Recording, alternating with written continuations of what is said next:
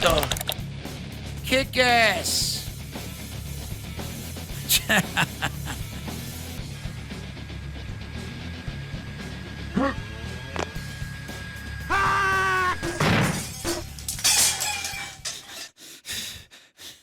Еще на ранних этапах производства Postal 2 в коллективном разуме Running vs Scissors возникла идея о выпуске отдельной мультиплеерной версии игры.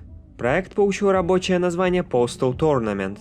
Однако от мультиплеера пришлось отказаться по той простой причине, что команда была ограничена крайне сжатыми сроками. Работа над многопользовательской составляющей возобновилась уже после релиза игры, а для проекта был придуман более оригинальный заголовок – Share the Pain. Разработчики также думали и о внедрении кооперативного режима, но по неизвестным причинам решили отказаться от него. Как результат, команда сфокусировалась на следующих мультиплеерных режимах: Deathmatch, Team Deathmatch, Snatch и Grab. Первые два — это по сути классические режимы, которые не вносят ничего нового в их формулу. Режим Snatch — это своеобразная вариация на тему Capture the Flag, в котором вместо флагов фигурируют Postal Babes. Пожалуй, самым оригинальным режимом из доступных является Grab. В нем игроки соревнуются в том, кто соберет все мешки с деньгами на карте. С каждым подобранным мешком сила игрока увеличивается, и одновременно с этим он сам становится более желанной жертвой для остальных игроков. Еще одной особенностью данного режима является то, что каждому игроку с самого начала выдается безлимитный радар, показывающий положение мешков и других игроков на нем.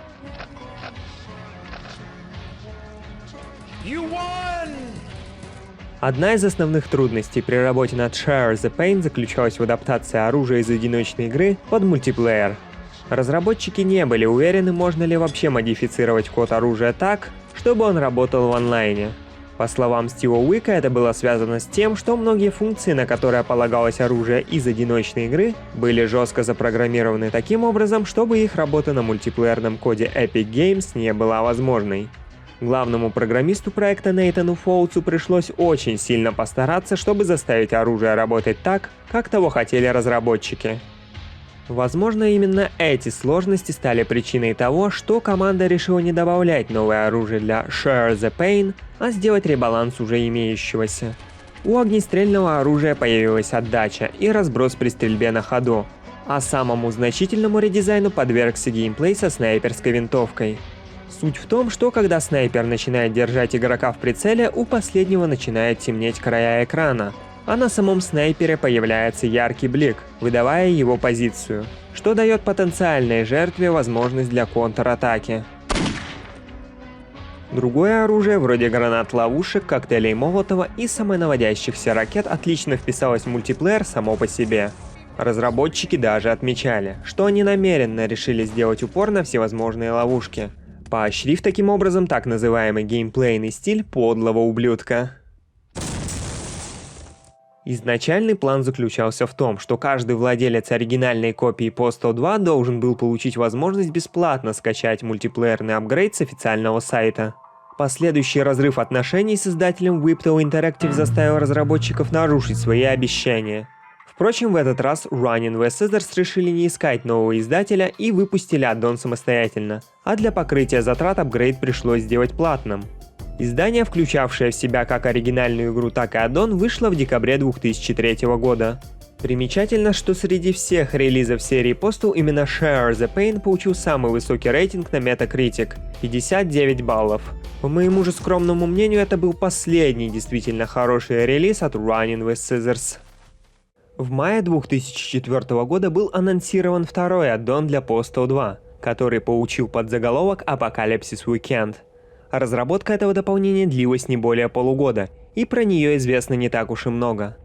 В резюме на личном сайте Патрика Бленка, одного из дизайнеров уровня Apocalypse Weekend, указано, что над проектом он работал около 4 месяцев. Это была моя первая работа в индустрии, которая дала мне огромный опыт. Я создал несколько уровней для игры и ушел в конце разработки, чтобы присоединиться к Gearbox Software. У меня нет никакого медиа по ним, и мне было бы неловко его показывать, даже если бы оно было. Стыдливо написал Патрик в своем портфолио. По изначальной задумке, Apocalypse Weekend должна была стать еще одной игрой с открытым миром.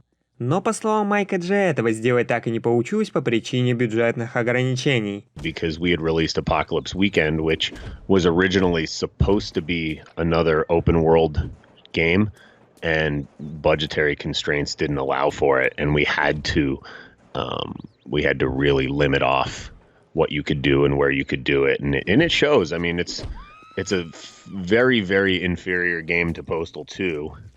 And there just wasn't much we could do about it. Как результат, аддон пересадили на линейные рельсы.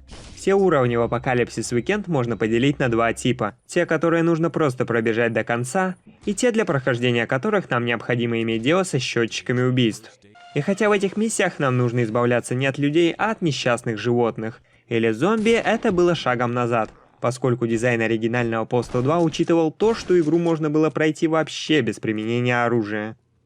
Еще одна вещь, которая планировалась в изначальном дизайне, это знаменитая миссия с голубями.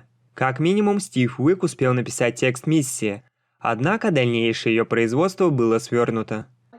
Совсем расставаться с такой восхитительно тупой идеей Стиву Уику не хотелось, поэтому он просто взял камеру, пришел в офис Квинсу Дейзи и попросил, чтобы тот обыграл отмену миссии с голубями для внутриигрового ролика.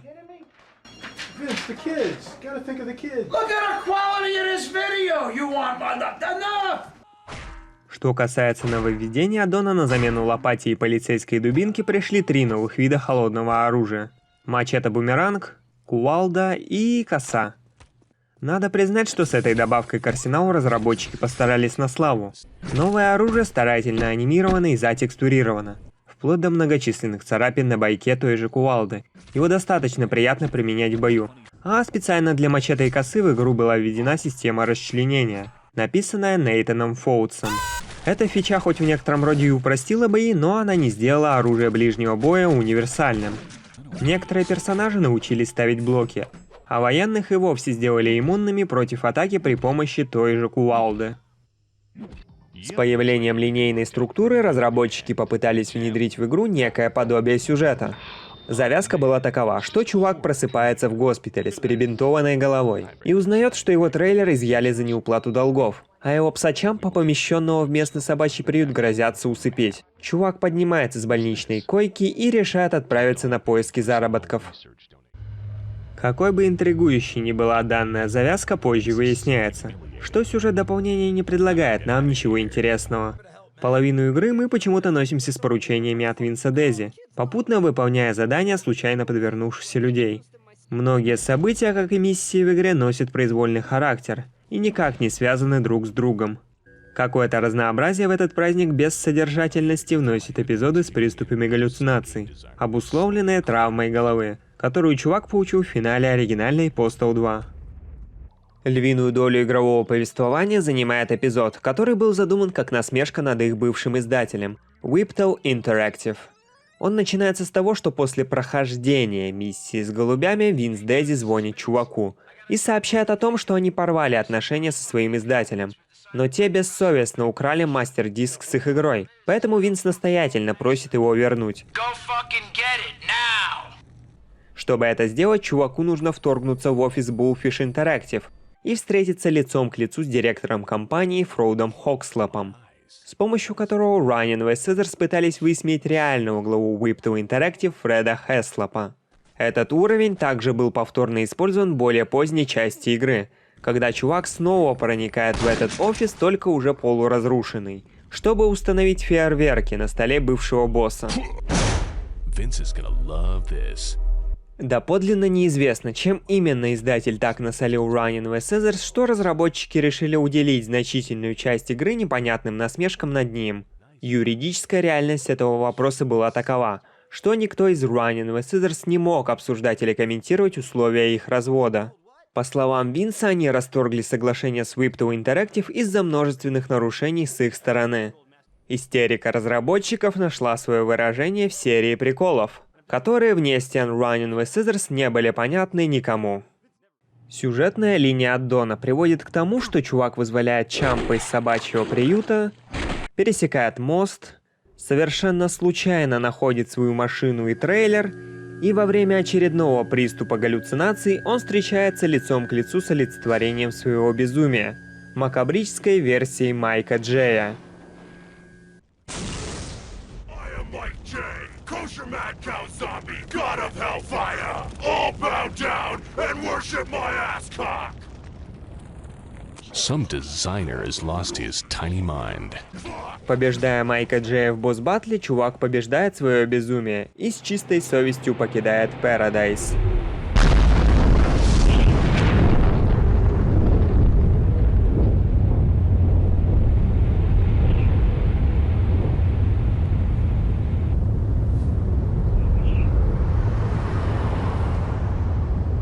I regret nothing. Апокалипсис Weekend пролежал на полке вплоть до мая 2005 года. По причине того, что рейтинговое агентство ESRB никак не могло понять, какому возрастному рейтингу соответствует сомнительный контент аддона. Примечательно, что в СНГ и Японии игра вышла гораздо раньше, еще летом 2004 года. После релиза аддона настоящий апокалипсис развернулся не на улицах городка Paradise, а в стенах студии Running with Scissors. Holy shit. It's the apocalypse. Again. Компанию решили покинуть ее самые талантливые сотрудники. В первую очередь ушел президент и сооснователь студии Майк Ридель, а вместе с ним программист Нейтан Фоутс. Выход Апокалипсис Weekend ознаменовал закат классической эпохи Running with Scissors. Благодаря удачным маркетинговым решениям Акеллы и успешной интеграции Груздио в тело игры, Postal 2 с его аддонами стал большим хитом в странах бывшего Советского Союза, продавшись сотнями тысяч копий. Такое развитие событий стало для Running with Scissors большим сюрпризом, однако миллионерами они от этого не стали, а розничная цена на копию игры в России была примерно в 15 раз ниже, чем в США. Такая ценовая политика была продиктована как экономической ситуацией в стране, так и повальным распространением пиратства. Только экстремально дешевые джевел-кейсы могли конкурировать с вездесущей пиратской продукцией. В любом случае, Акелла была более чем удовлетворена цифрами продаж, в связи с чем в адрес Running with Scissors поступило предложение разработать еще один аддон для Postal 2 эксклюзивно для российского рынка, но в этот раз силами одной из своих внутренних студий. Running with Scissors согласились. О разработке русского аддона для Postal 2 было официально объявлено в ноябре 2004 года. Дополнение получило название «Штопор жжет», а разработка была поручена студии Avalon Style Entertainment, которая к тому времени заканчивала работы над игрой «Саботаж», «Кулак Империи», Евроджанк версии Deus Ex. Разработка должна была вестись совместно с непонятной студией Pepelats Productions, название которой в дальнейшем нигде не фигурировало. А была ли студия? Изначальный сценарий аддона повествовал о нелегких буднях российского игрового разработчика. По этому сюжету главный герой, продираясь через тонны несмешных анекдотов и прочие сложности, пытался найти издателя для своей потенциально прорывной игры. Решив, что мало кому будет интересна история горе-разработчика, Акелла позвала Петра Гланца, с легкой руки которого сценарий был полностью переписан в угоду чего-то более провокационного и несуразного.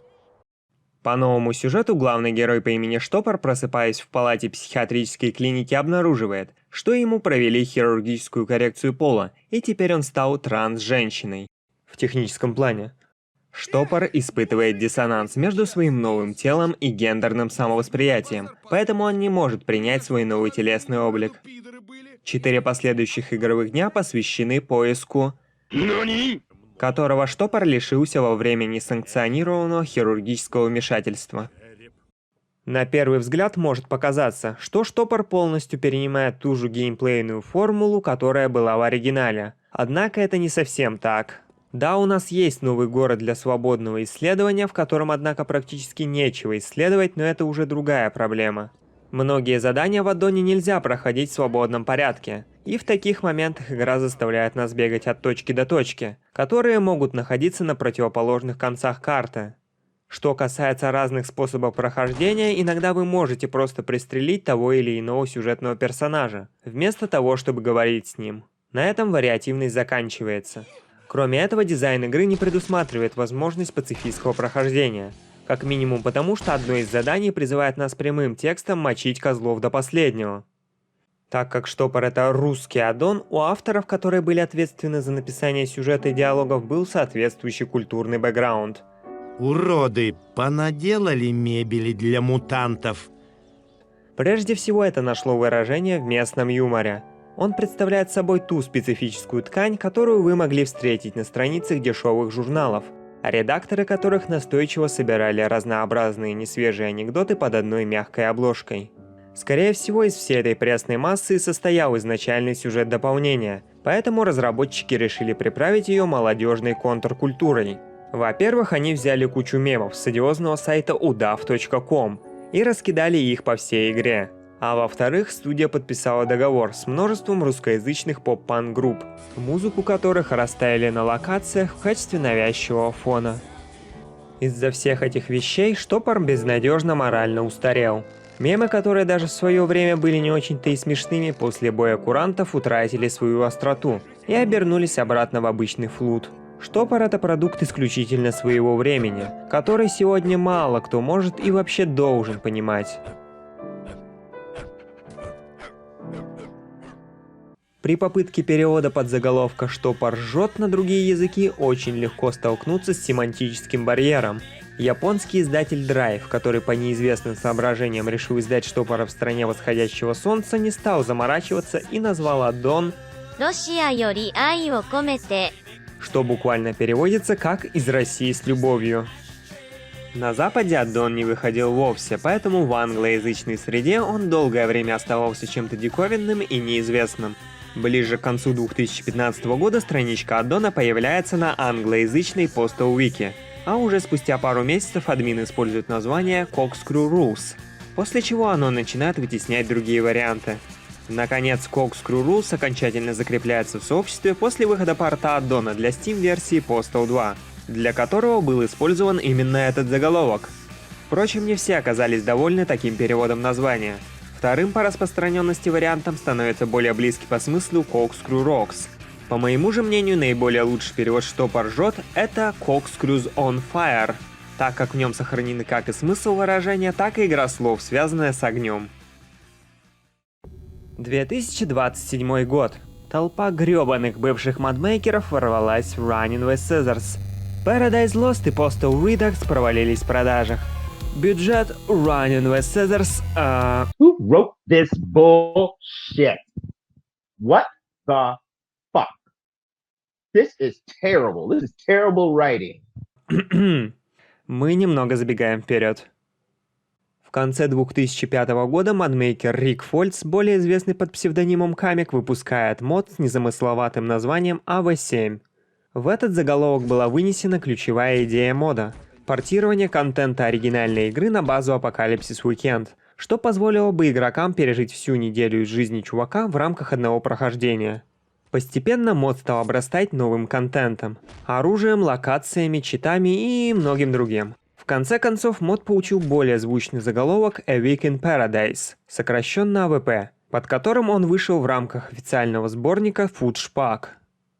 Помимо всего прочего, AWP расширял репрезентацию виртуальной жестокости, благодаря чему стал своеобразной предтечей серии модов с префиксом Brutal в названии.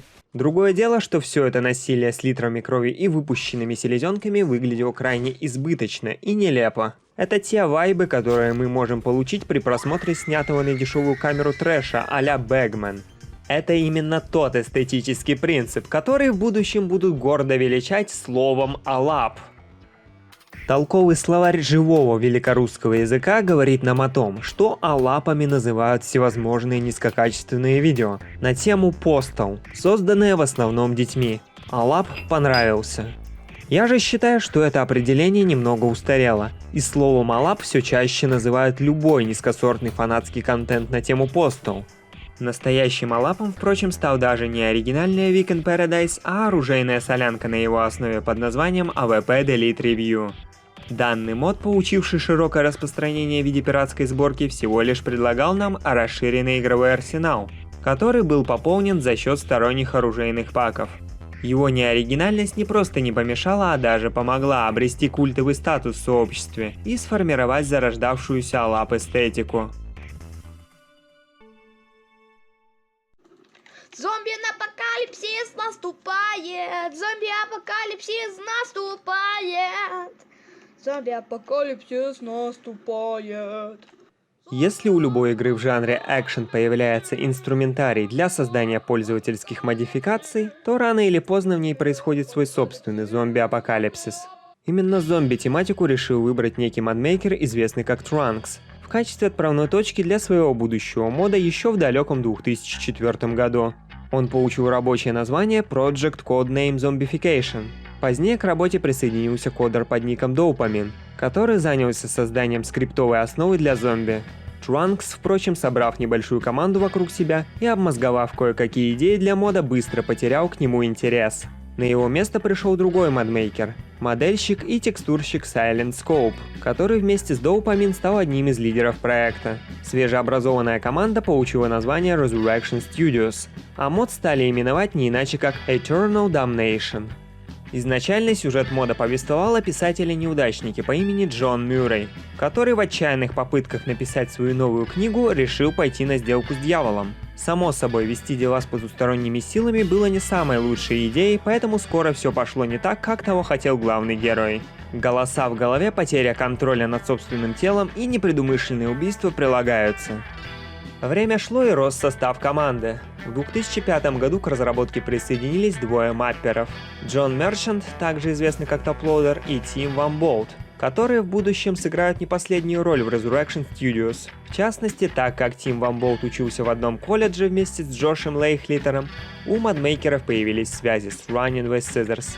Вероятно, именно поэтому Resurrection Studios удалось затащить на озвучку Джона Мюррея небезызвестного Рика Хантера. Hey, it's the Postal dude. You know, Eternal Damnation is gonna rock your world. После всех этих терок с Running with Scissors у модмейкеров нешуточно возросли амбиции.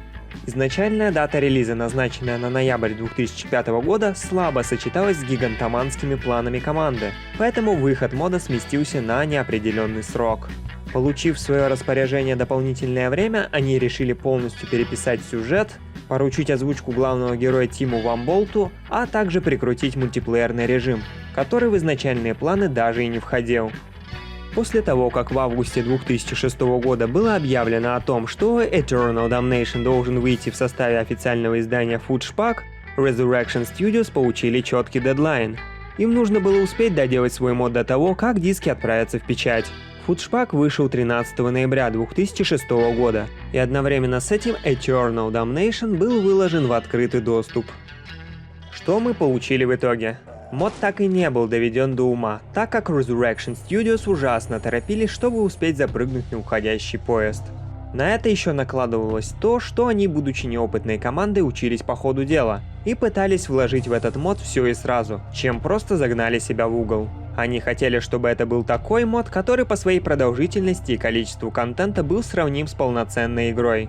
Вишенкой на торте стала своеобразная подача мода, его стиль. Дело в том, что Eternal Damnation стал выражением того, чем в восприятии особой прослойки фанатов является серия Postal. One of those days. That's a bit of an understatement. И речь здесь не о художественных достоинствах первой части или удачных дизайнерских решениях второй. Все сводится к тому, чтобы в максимальной степени воплощать то качество, которое выражается непереводимым на русский язык словом «эджи». Этому способствует все.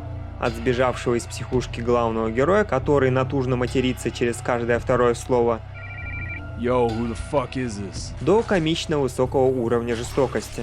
И вместе с этим мод пытается разыграть перед нами какой-то серьезный сюжет, что может привести в некоторое недоумение. Oh, damn!